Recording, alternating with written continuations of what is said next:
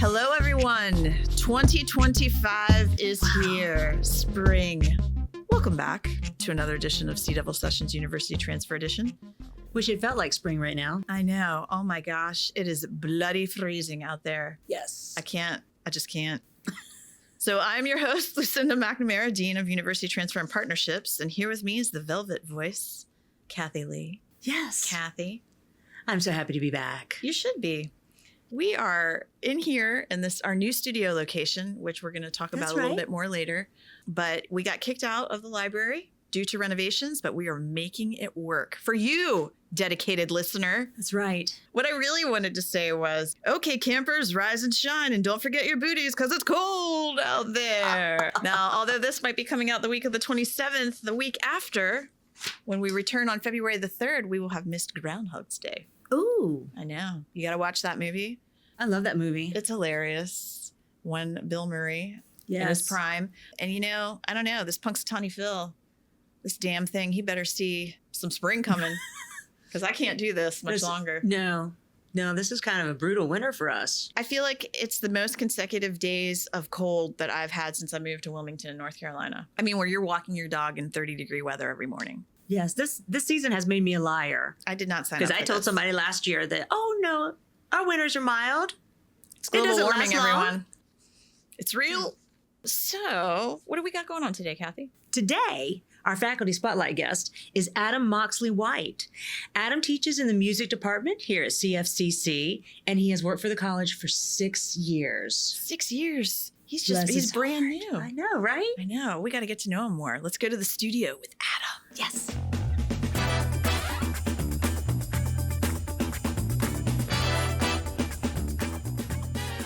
Well, Adam, thank you for being here in our illustrious studio. This is the podcast penthouse. Yeah, that's an epic name for it. Yes. So for those of you who don't know, we were in the LRC, otherwise known as the Learning Resource Center, and we have been moved out since it's being renovated. And so now we are in a closet. On the 5th floor of the flagship building. So yes, it is like a penthouse. But anyway, thank you for joining us. Thanks for having me. So what brought you to the Wilmington area? When I finished grad school, my wife was looking at jobs in the area, and North Carolina has always been home for me.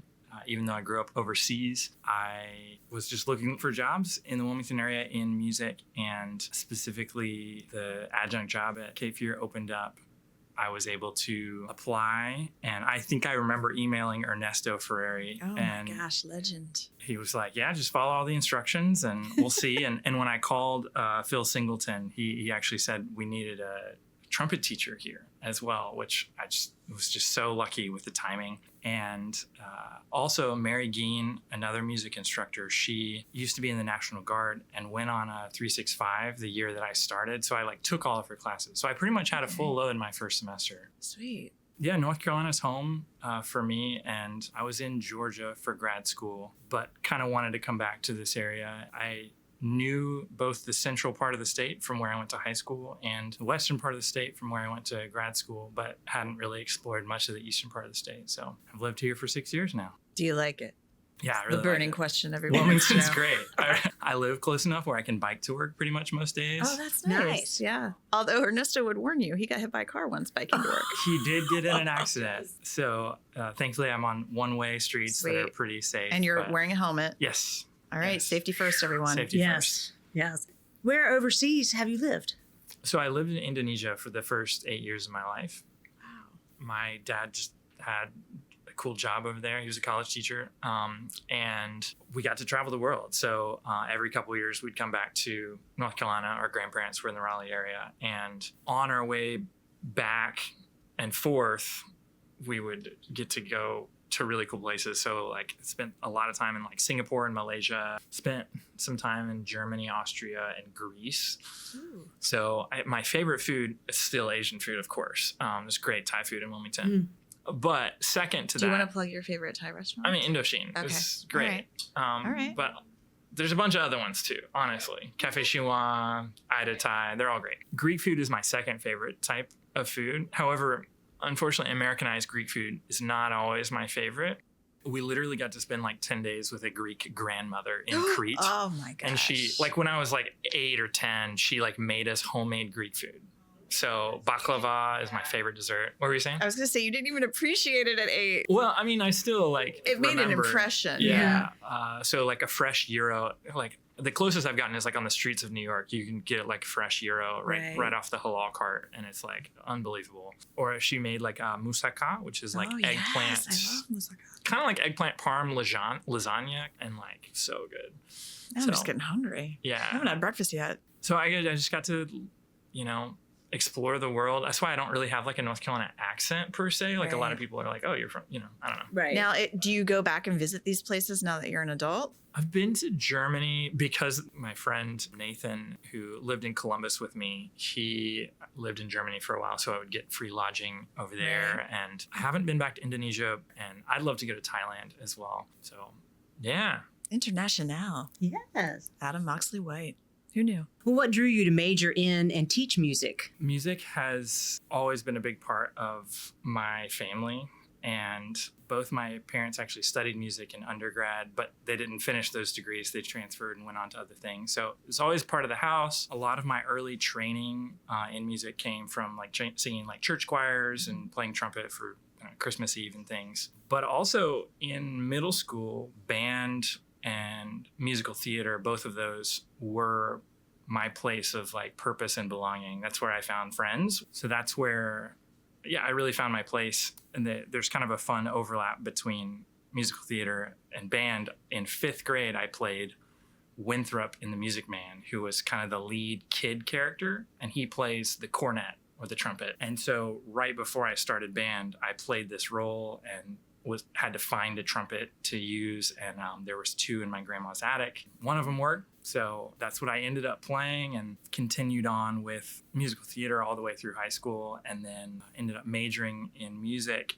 in college. My junior year of high school, I was looking for a new trumpet teacher and found Tim Hudson, and he was the one who really said, I think you can make a career out of this. Like, you work hard, you sound good, like, I think you can do it. And so I ended up studying with him at Gardner-Webb University and worked with him for 7 years. And he was right. I was able to make a career out of it. So Yeah. Isn't that great? Like the inspirational teacher that's able to show you something that maybe you weren't even thinking was the path. absolutely. Yeah.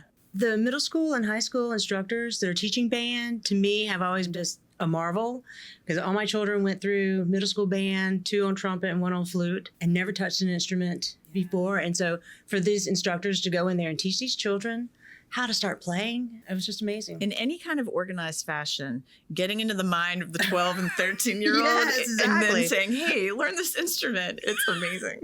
All right. So you've been teaching here at Cape Fear for about 6 years. What have you noticed is the difference between the students when you first started to now, 2025? I don't think I have a great answer for this. I think maybe in 5 or 10 years, You'll be seasoned. the only thing I can think about is within my first year, the pandemic happened. Yeah. And I know there's been lots of theories about what's happened to students over the years. I will say, as we've gotten to a more normal schedule and a lot more in-person classes, the only thing I can really notice the last year, I've gotten a lot more student emails, asking questions, really trying to figure out how my classes work, all that kind of thing. And I'm really glad they're doing that. It's because they can't snap or text you. They've gone back to the email medium, I think, because they would, God forbid, come to your office and see you face to face. Oh, but they're definitely not going right. to come to my office. it's the only way they know now. Yeah, so that's kind of the main thing. But I don't think I can give any sort of broad generalization that applies to all students since I started. Okay. Well, we have arrived here. We're at the Yes. rapid fire questionnaire. Okay. Buckle up. Here we go. It's going to Here be we a go. wild ride. Are you ready? Okay, Kathie, I'll let All you right. fire it off. What is your most favorite thing about your job? That would easily have to be just like positive student interaction. That can be anywhere from my one-on-one trumpet lessons to working and creating community in the Beats Lab Club, which I love. But it also could be just like talking about life and music appreciation when music gets to intersect with how we view life is really cool. And then towards the end of every semester, my favorite part is I get these emails. Occasionally people will tell me in person, but again, usually emails. Right. I have 2 projects that I'm really proud of. One, a lot of times they'll choose to learn an instrument, and to have students say, hey, like I've always wanted to learn guitar. I've always wanted to learn piano or whatever they choose. And I got to do it for homework in your class. So like, thank you. And like, hopefully I'll be able to continue this on. I love that. And the other project that I do, they interview their family and friends about music and musical memories. And students consistently love that project because, again, they're emailing me and saying, hey, I got to learn so many things about my family or friends, or I'm much closer to my family and friends because of these conversations we had about music. I just love that. That is the a best. beautiful project. I'm thinking about being trapped in the car with my father, going on a road trip like to Florida and listening to the music that he wanted to listen to. I was young and wasn't thinking about it other than that I thought it was horrible. But then to have that conversation later and be like, so this is the music you like, Dad? Like, tell me about it. When did you hear it? Like, was it your dad? Like, I don't know. You know, that's really beautiful. I like that project. It's the best. I'm really grateful for it. So. All right. So then what is your least favorite thing about your job? This is also the double-edged sword of assigning projects is grading. It's part of the territory. I knew becoming a teacher, I would have to do grading, but it's just, I don't love it. I get the purpose, feedback. Right. Necessary evil. Right. But every job has one of those. Yes. So. That is a good point to make, Adam. Yeah. No job is just walking through a field of roses every day. That's right. There's always something. Always something. Well, the field of roses with the thorns.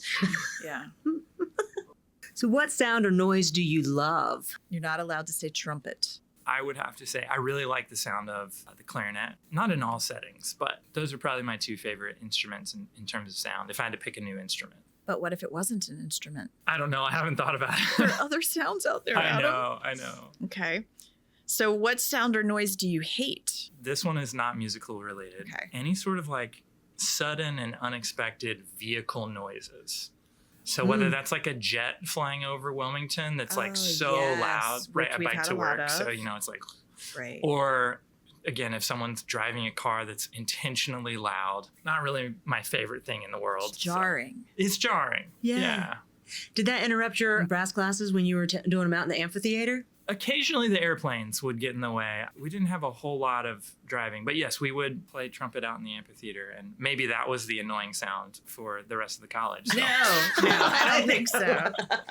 Nope. What one piece of advice do you have for college students? My best piece of advice that I got when I was in grad school, and I wish I had it earlier, was to do a little bit of self-reflection and figure out what it is that you actually want to do, how you actually want to spend your time, not necessarily career-wise, but even in just education, taking classes that you're interested in and not trying to please people around you. That was a big thing for me. Obviously, you want to make your parents proud and your closest teachers. Like, it's hard to totally undo that, but if you can reflect and go, what do I want to get out of this degree? Like, what teachers or what other students are doing things that are similar to what I want to do? And like, while you're here, pick their brains as much as you can, figure out what books they read, who their influences are. Like that, I feel like would have made a much bigger difference on my undergrad education.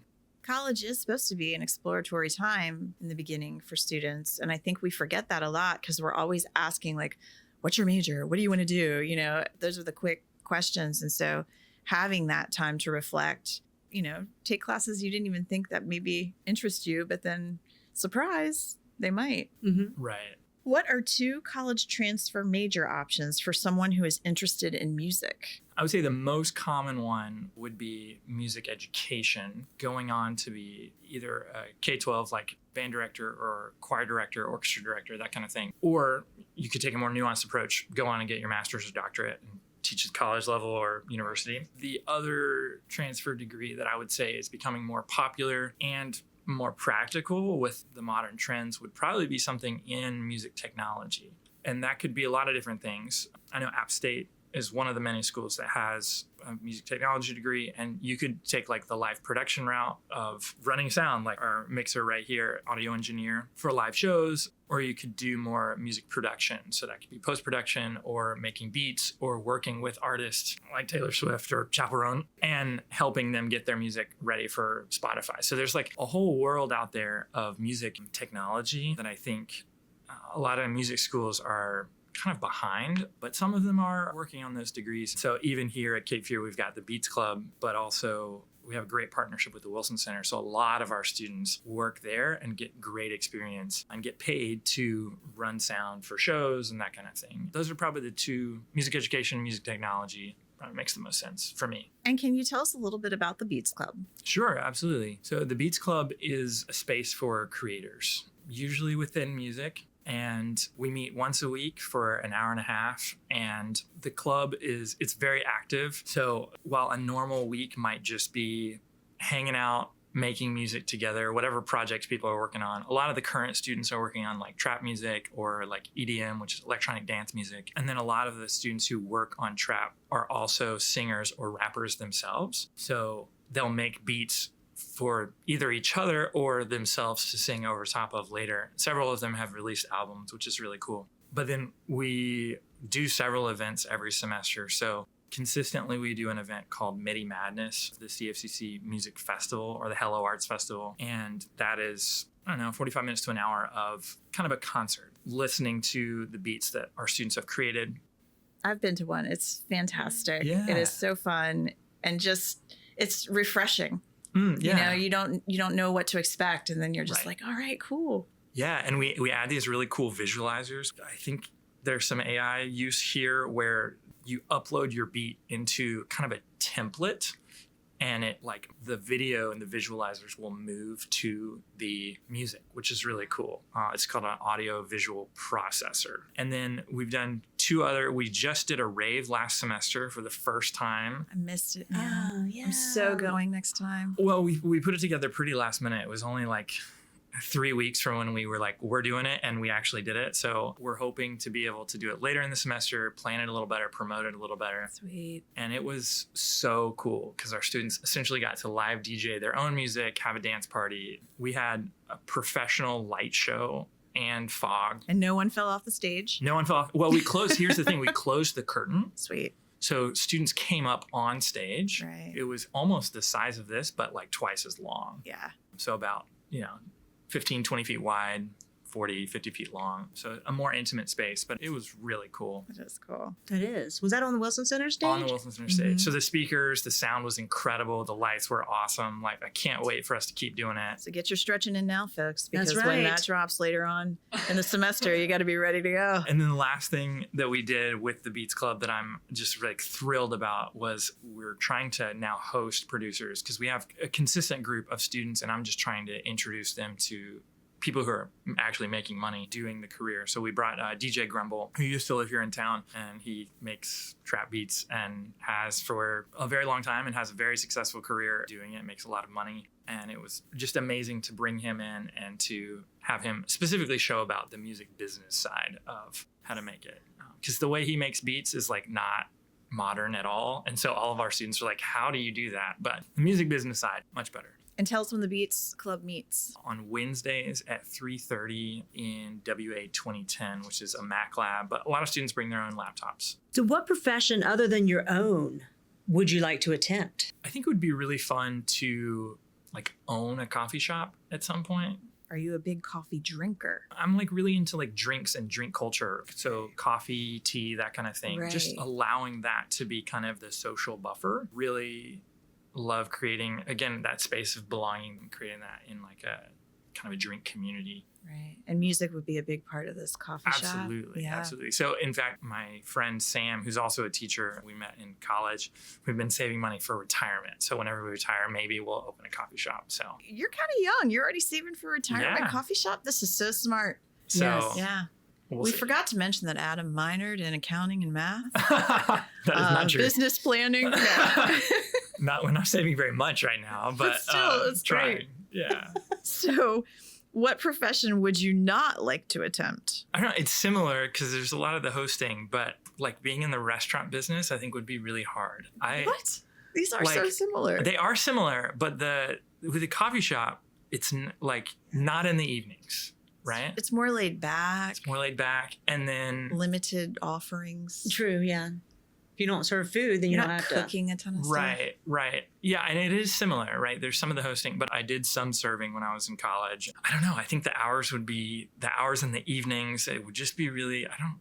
I like being able to rest in the evenings, but that's just me. So So, and then the stress level too. I mean, Yes. getting in the weeds, dude. Truly. Remember that? Yeah. Panic in the kitchen. Anyway, we won't get into my post-traumatic stress disorder from serving.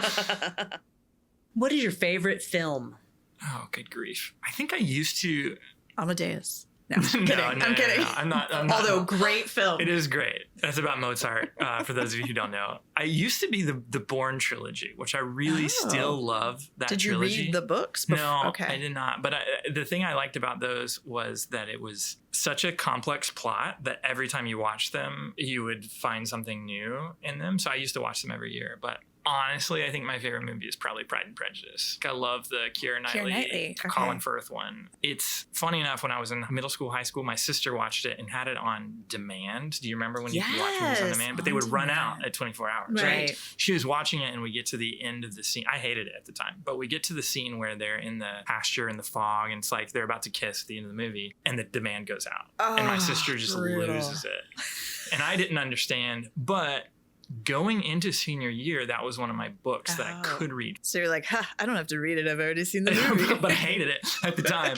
My mom said, hey, I read this book to your sister and your brother. I'll read this to you if you want this summer. So we had this really beautiful summer where my mom read Pride and Prejudice to me, and I finally started to understand it. That was smart, too, of the mom, because Right? you're starting to lose the time with the Yeah. kids. Yeah. Way to go, mom. Right? Yes. Yeah. So I love now, that. now I love the movie. It's great. Although every time you get towards the end, you're like, okay. Is Is it going to cut off? So finally, what advice would you give your 18-year-old self about your future? I think the thing that comes to mind, again, things that I wish I had known, is like I have nothing to prove. And that, at least for me right now, I think life is more about finding meaning in the everyday and trying to find things that you enjoy and things you can be grateful for. And yeah, I think I just felt like I had a lot to prove early on. Obviously, a music career is pretty risky at times. And so just working like unbelievably hard to try to make that happen, try to prove to my parents that I could do it or to my teachers. Yeah, just trying to find meaning and joy in the everyday, I think is like so important. That's what I would tell my 18-year-old self. That's great. That's really pretty. Yes. So important.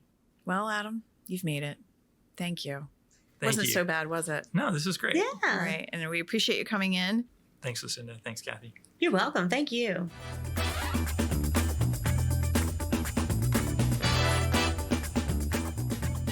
Kathie Lee, we get to hear your velvet voice tell us all about the academic and cultural events this week. Let's hear what we got. We definitely have a lot of upcoming events for you Sea Devils, so listen close. Student club meetings, Wednesday, January 29th, Wednesday, February 5th, and Wednesday, February 12th. Anthropology at 1, A316. Philosophy Club, 2 p.m. in U291. Portals Literary Arts Magazine meeting, 2 p.m. in S310. Los Diablos Marinos Spanish Club, 3 p.m. S202.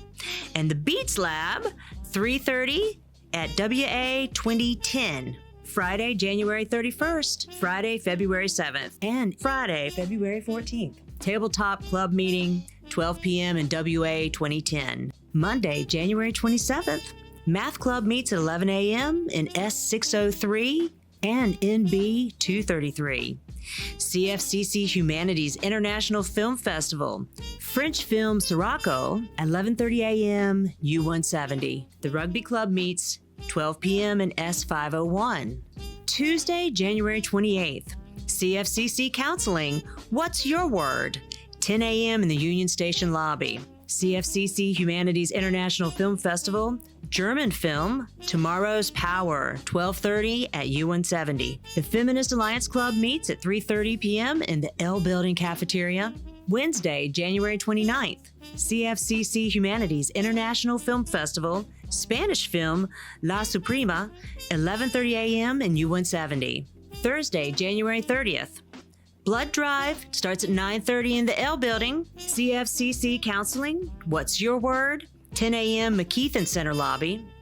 Portals CFCC Literary Arts Magazine meeting, 2 p.m. in S310. Pride Club meeting, 2 p.m. Contact cfcc.pride@cfcc.edu. Esports Club meeting, 5 p.m. in U252. And the Benny Hill Quartet fundraising concert begins at 7:30 on the Wilson Center stage. Saturday, February 1st, Black History Month begins. Stay tuned to your calendars to learn about all the exciting events that will be covering this. Monday, February 3rd, Math Club meeting at 10 a.m. in S606 and NA312. The Rugby Club meets 12 p.m. S501. Tuesday, February 4th, Feminist Alliance Club meeting, 3:30 p.m. in the L Building cafeteria. And the SGA General Assembly meeting meets at 4:15 in L107. Wednesday, February 5th, deadline for Portals Magazine Emo Poetry Contest. You have until midnight. UNCW visit, 9 a.m., Union Station second floor lobby. Thursday, February 6th, Portals CFCC Literary Arts Magazine meeting, 2 p.m. in S310. Pride Club meeting, 2 p.m. Again, contact cfcc.pride@cfcc.edu for meeting times and places. Esports Club meeting, 5 p.m. in U252. Monday, February 10th, Math Club meeting at 10, S606 and NA312. Rugby Club meeting, 12 p.m. S501. Tuesday, February 11th, Feminist Alliance Club meeting, 3:30 in the L Building cafeteria. Thursday, February 13th, emo-themed Valentine's Day open mic, 12 p.m. at U170. Portals CFCC Literary Arts Magazine meeting, 2 p.m. S310. Pride Club meeting, 2 p.m. Contact cfcc.pride@cfcc.edu. Esports Club meeting, 5 p.m. U252. And finally, on Friday, February 14th, CFCC Counseling Self-Love Event, 10 a.m. in the Union Station lobby. Whoa, Kathie, that is a mouthful of events. Yeah. That's some hard labor there. I know. Get some water. Can we have some water? Yes, please. Please. Okay, listener, I know there are some dates and deadlines always lingering out there for university transfer, and we have resident drama instructor Jack Landry on board to fill you in. These are the upcoming dates from January 31st through February 15th. January 31st is the deadline for dropping a class for 100% refund for the 12-week classes. The last day for registration or schedule adjustment for 12-week classes is also on January 31st. February 3rd is the first day of the 12-week session, and add drop begins for the 12-week session. February 4th is the last day to drop ad for the 12-week session. February 7th is the priority deadline to file the intent to graduate for spring of 2025. February 10th is the last day to drop classes for a 75% refund for the 12-week session. February 11th, withdrawal period begins, where the grade of W is issued for the 12-week session. If you can tell, there's a theme for the 12-week session. That's it for January 31st through February 15th. I hope you have a really exciting day. Well, that was great having Adam in the studio, Kathie. That was great. And I keep saying this over and over, but one of the beauties of this podcast is to get to know the faculty. Yes. And Adam has only been here 6 years. I've worked in the same building with him. We've had our exchanges, our pleasantries, but I didn't really know all these details. I know. It's pretty fascinating. A lot of these faculty members that have lived overseas and traveled so much extensively, it's pretty cool. Makes my childhood look really boring. Right? You know, what was wrong with my parents? Right? We never left town.